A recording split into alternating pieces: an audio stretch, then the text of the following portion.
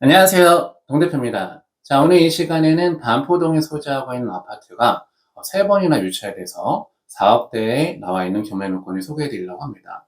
반포동 지역이라고 하면은 인기가 굉장히 많은 지역인데 왜 그 지역에 있는 아파트가 3번이나 유찰이 됐는지 그 이유를 말씀드리면서 주변 개발 계획도 같이 설명드릴 테니 끝까지 시청 부탁드립니다.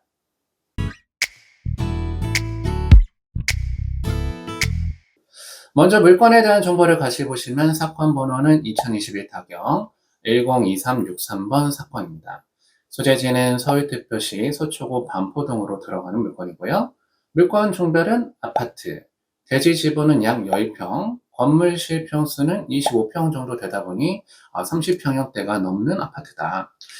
그런 아파트가 최초의 건전평가 금액 9억 4천 정도 받아서 나왔다가 어쩐 일인지 3번이나 유찰이 돼서 4억 8천만 원까지 떨어져 있는 경매 물건입니다.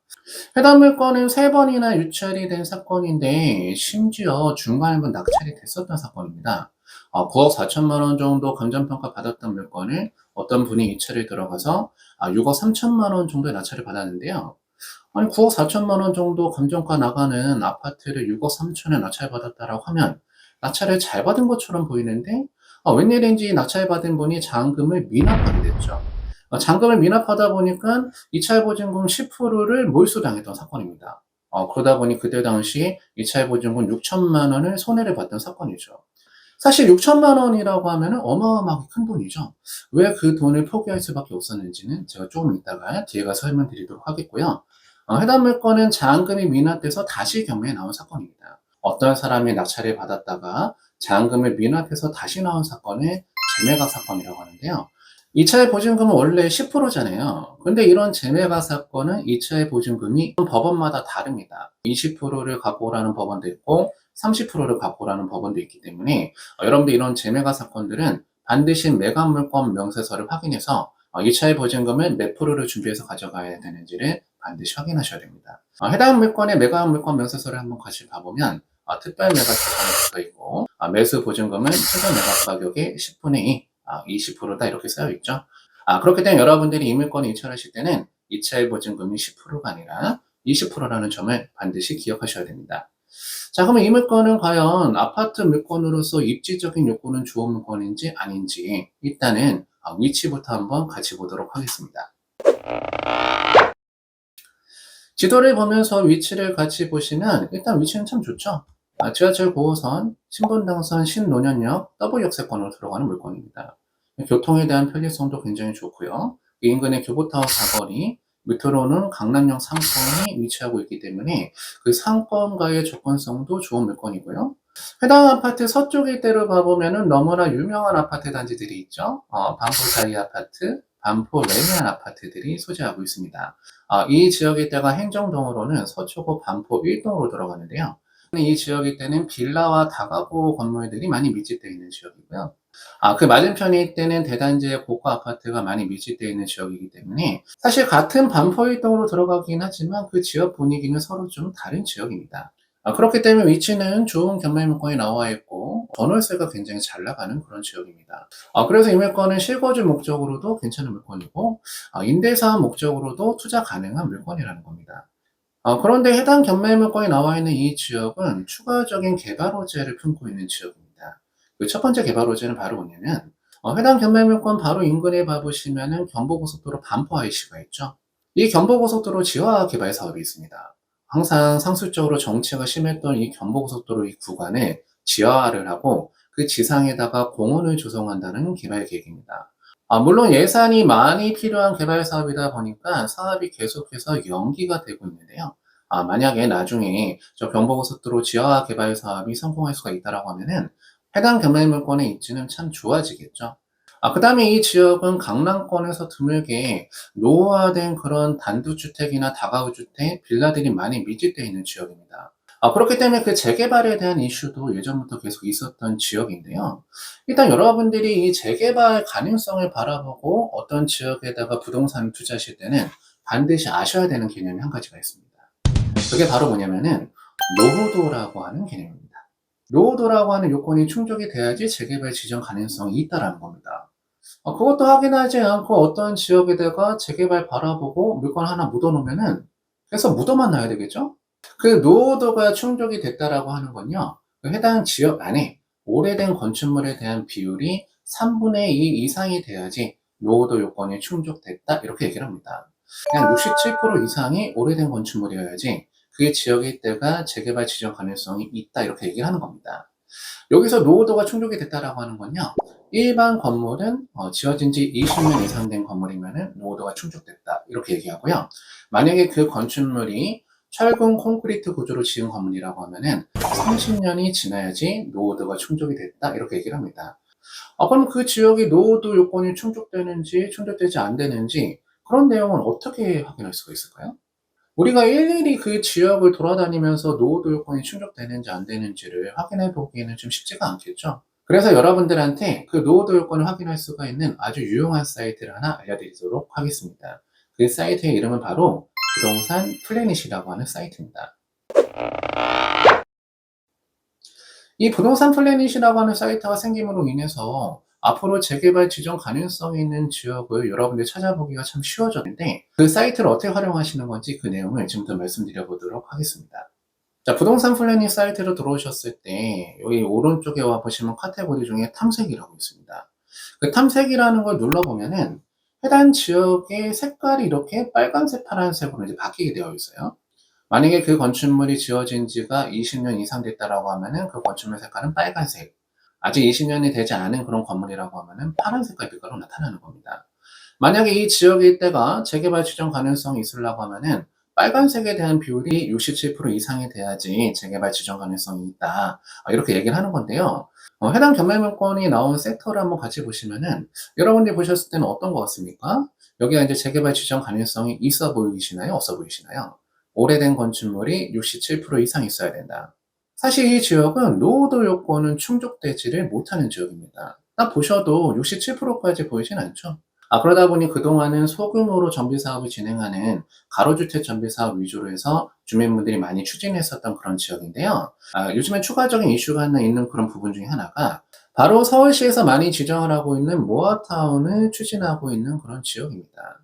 이 모아타운이라고 하는 거는 소규모 정비 사업의 단점을 보완하기 위해서 만들어진 제도다. 가로주택 정비 사업 같은 경우는 아무래도 그 규모가 소규모이다 보니까 나중에 아파트가 올라가게 된다라고 하더라도 나홀로 아파트가 올라갈 수밖에 없죠.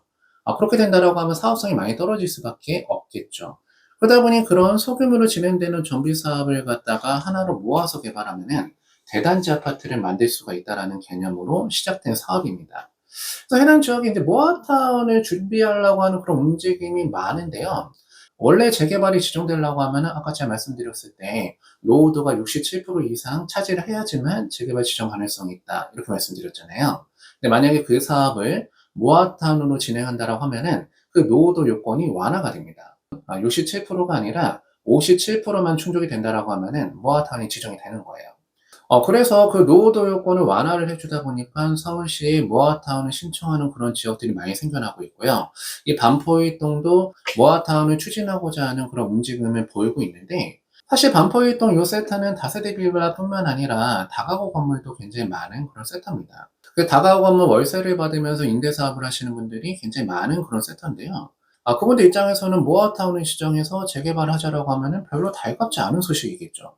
그 아파트 하나 얻으면 뭐하냐, 나는 월세 받는 게 더 좋다, 이렇게 생각이 되실 수도 있잖아요. 그러다 보니까 이 모아타운이 추진 중에 있지만 반대하시는 분에 대한 세력도 굉장히 많은 지역이기 때문에 그 모아타운이 지정될 수 있을지에 대한 부분은 여러분이 반드시 확인 한번 해보셔야 되는 그런 지역입니다. 조화적으로 평가를 해봤을 때는 교통의 접근성이 좋고 경부고속도로 지하 이슈도 있는 지역이며 이 모아타운도 추진하고 있는 지역이기 때문에 해당 경매 물건은 여러분들이 관심 한번 가져보셔도 좋은 물건이라고 말씀드릴 수가 있는데, 왜 이 물건은 3번이나 유찰될 수밖에 없었는가? 해당 물건의 권리 분석을 지금부터 같이 한번 해보도록 하겠습니다.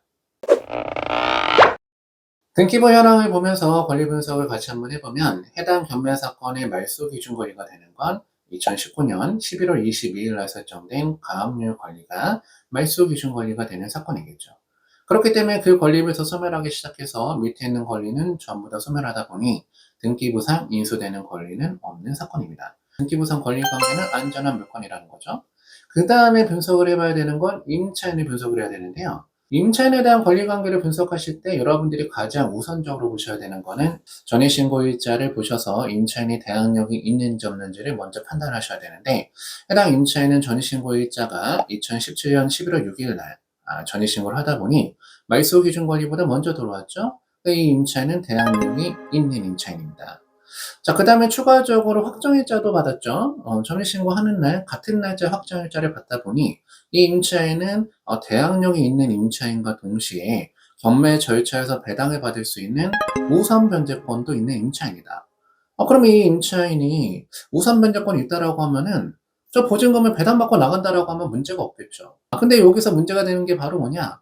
이 임차인이 배당 요구를 안 했다라는 겁니다. 임차인은요, 선순위든 후순위든 상관없습니다. 배당 요구를 반드시 해야지만 배당금을 받을 수가 있습니다. 만약에 그 임차인이 우선 변제권을 갖고 있다라고 하더라도요, 배당 요구를 안 하게 되면은 그 배당금을 받을 수가 없다라는 거 반드시 여러분들이 기억하셔야 되는 그런 부분 중에 하나입니다. 그럼 이 임차인은 왜 배당 요구를 안 했을까? 사실 이 임차인분 같은 경우는 그 경매 절차를 잘 아시는 분이에요. 배당 요구라고 하는 건 배당 요구 중개까지 해야 되는데 일전에 한번 배당 요구를 했었죠. 2021년 6월 2일 날 배당 요구를 한번 했었습니다.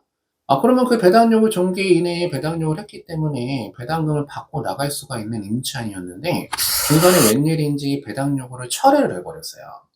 배당 요구라고 하는 거는 배당 요구 종기까지 신청도 할 수가 있지만 얼마든지 그 종기 이내에는 철회도 할 수가 있습니다. 그러면 이 임차인분은 처음에는 배당받겠다라고 배당 요구 신청을 했다가 중간에 철회를 했다라고 하는 건데요.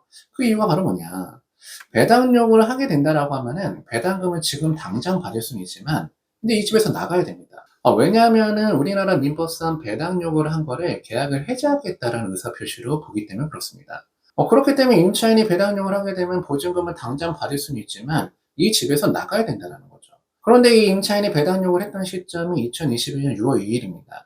지금은 금리가 너무 비싸지다 보니까 전세 가격이 많이 폭락했는데 그때만 하더라도 우리나라 전세 보증금이 계속해서 올라가고 있었던 그런 시기죠. 이 임차인이 배당 요구를 해놓고 보니까요. 지금 당장 5억 6천을 받아서는 주변에다가 얻을 수가 있는 집이 없는 겁니다. 이 임차인은 어떤 전략을 택한 거냐? 지금 당장 배당 요구해서 5억 6천만 원 받아서 나가는 게 아니라 차라리 낙찰자한테 그냥 인수가 돼버리자. 지금 보증금을 돌려받는 게 아니라 조금 더 살고 나중에 보증금을 낙찰자한테 받고 나가겠다라는 전략을 쓴 거죠. 그렇기 때문에 이 임차인분은 그 경매 절차를 잘 아시는 분이라는 겁니다. 그러면 이 사건은 어떻게 되는 거냐? 저 임차인은 전입일자가 빠르다 보니까 대항력이 있죠. 확정일자도 받았기 때문에 우선 변제권은 있으나 아예 배당 요구를 안 하다 보니까 아까 전에 낙찰됐던 돈 6억 3천에서 임차인한테 배당으로 떨어지는 돈은 하나도 없다라는 겁니다. 그럼 이 임차인은 5억 6천만 원을 하나도 돌려받지 못하는 임차인이 되는 거죠. 그럼 이 5억 6천만 원 전액을 낙찰자가 인수를 해야 되는 사건이 되는 겁니다. 6억 3천만 원 플러스 5억 6천이 되다 보니 이 물건은 12억을 주고 사게 생겼다는 거죠. 이 낙찰받은 분은 이 아파트 시세보다 더 비싼 가격에 이 물건을 사게 된 거죠. 그러다 보니 잔금을 치르지 못하고 그 잔금을 미납하게 된 사건입니다. 그래서 이차의 보증금 6천만 원을 손해를 본 사건이라는 거죠. 지금 최저가보다는 더 낮은 금액에 취득을 하셔야 되는 물건이지 않는가 이렇게 판단이 됩니다. 자, 오늘 여러분들과 반포동에 소지하고 있는 아파트 경매 물건 같이 한번 살펴봤습니다. 여러분들은 권리 분석을 잘 하셔서 보증금을 손해보시는 일들이 없도록 바라겠고요. 오늘 영상은 여기까지 해서 마무리하도록 하겠습니다. 오늘 영상이 도움이 되셨다고 하면 구독과 좋아요를 부탁드리고 다음 시간에 만나 뵙도록 하겠습니다. 감사합니다.